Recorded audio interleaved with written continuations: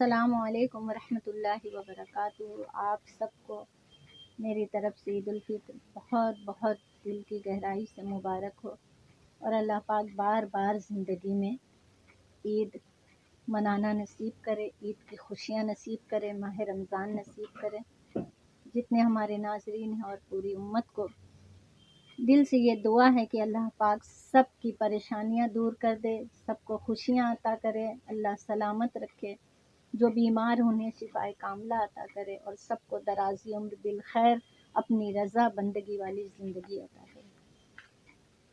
تو عید صرف خوشبو لگانے کا نام نہیں، نئے کپڑے پہننے کا نام نہیں، سرما لگانے کا نام نہیں، اللہ کے بندوں کی آس پوری کرنے کا نام عید ہے، ماں کی آس پوری کرنے کا نام عید ہے، باپ کی امیدیں پوری کرنے کا نام عید ہے، بھائیوں کے چہرے پہ مسکراہٹ دینے کا نام عید ہے، بہنوں کے لاڈ اٹھانے کا نام عید ہے، پڑوسیوں کی تمنا پوری کرنے کا نام عید ہے۔ مسلمانوں کی آس پوری کریں گے تو انشاءاللہ دنیا میں جب تک رہو گے خوش رہو گے، قبر کے اندر بھی خوش رہو گے، میدان محشر میں بھی خوش رہو گے۔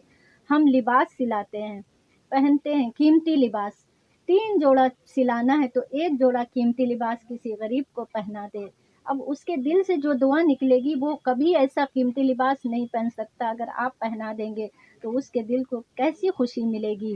عیدی کے طور پر مسلمانوں کو جن کے گھروں میں عید کے دن بھی اچھا کھانا نہیں پک سکتا، اس کی دسترخوان کو اچھے کھانے سے سجا دیں۔ اللہ، یہ عید منانے کا انداز ہے، یہ بزرگوں کا انداز ہے۔ لوگوں کے دسترخوان میں بھی، غریبوں کے دسترخوان میں بھی اچھے کھانے ہو، غریبوں کے جسم پہ اچھے کپڑے ہوں۔ اللہ نے حیثیت دیا ہے تو اپنے غریب رشتہ داروں کا، پڑوسیوں کا، بہنوں کا، بھائیوں کا خیال رکھے۔ ضرورت مندوں کی ضرورت پوری کرنے کا نام عید ہے، کسی کو مسکراہٹ دینے کا نام عید ہے۔ گلے ملنے کا بتایا کیوں گیا ہے کہ عید کے دن گلے ملے؟ یہ محبت کا پیغام ہے، یہ محبت کا پیغام اس لیے ہے کہ ایک دوسرے سے محبت کرے، ایک دوسرے کے درد کا احساس کرے۔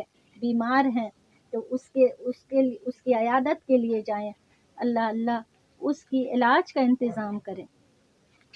عید اور عید کے دن خاص غریب رشتہ داروں کے یہاں جنہیں ہم فراموش کر دیتے ہیں، ہم یہ سمجھتے ہیں کہ جائیں گے تو کچھ نہ کچھ اس کا خرچ ہوگا۔ یہ ایسا نہ کرے، بلکہ اگر ہمارا بھائی ہے اور بہنیں غریب ہے تو اس کے گھر ضرور جائیں سوئیاں کھانے، اس کے گھر ضرور جائیں عیدی ملنے۔ وہ بہن اتنا خوش ہوگی جتنا اسے قیمتی لباس، جتنا اسے دولت سے خوشی نہیں ملے گی، وہ بھائی کے آنے سے وہ بہن اتنا خوش ہوگی۔ تو کوشش کریں اچھا تحفہ لے جائیں، کھانے پینے کی چیزیں لے کے جائیں۔ اگر آپ کو ایسا لگتا ہے کہ وہ شرمندہ ہوگی وہ بہن یا وہ رشتہ دار، تو تحفے لے کے جائیں۔ اس انداز میں عید منا کے دیکھیں نا، پھر دل کو کیسی ٹھنڈک ملے گی، ظاہر سی بات ہے۔ اور پھر عید تو ایسی ہونی چاہیے، بزرگوں کی عید کیسی ہوتی تھی؟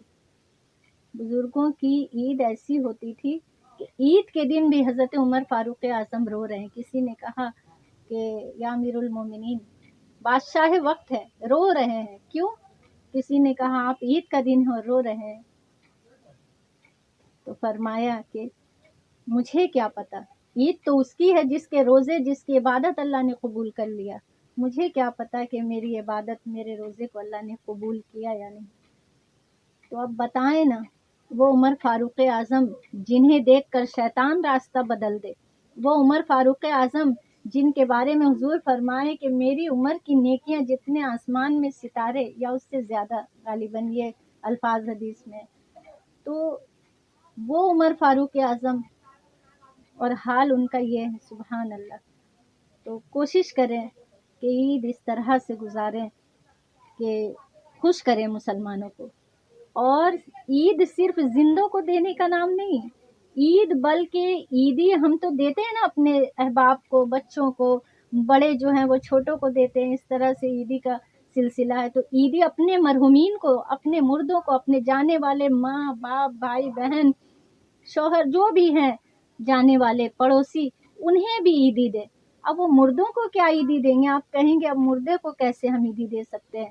تو ان کی یہ عیدی یہ ہے کہ 300 مرتبہ عید کے دن سبحان اللہ و بحمدہ پڑھیں، اور تمام جتنے مرحومین ہیں مسلمان جو انتقال کر گئے، مسلمانوں کی روح کو اس کا ثواب ہدیہ پیش کرتے. تو ہر مسلمان کی قبر میں اللہ 1000 انوار داخل فرماتا ہے. اب سوچے ایک بلب سے تو گھر جگمگا جاتا ہے، تو جب 1000 انوار قبر میں ہوگا تو قبر کیسی روشن، کیسی جگمگائے گی. اور جب وہ خود پڑھنے والا قبر میں جائے گا، مرے گا، تو اللہ اس کی قبر میں 1000 انوار داخل فرمائے گا. اس کی قبر بھی نور علی نور ہوگی. اور کیوں نہ ہو، رسول پاک کو ہم نے خدا کا نور مانا ہے، ہماری قبر میں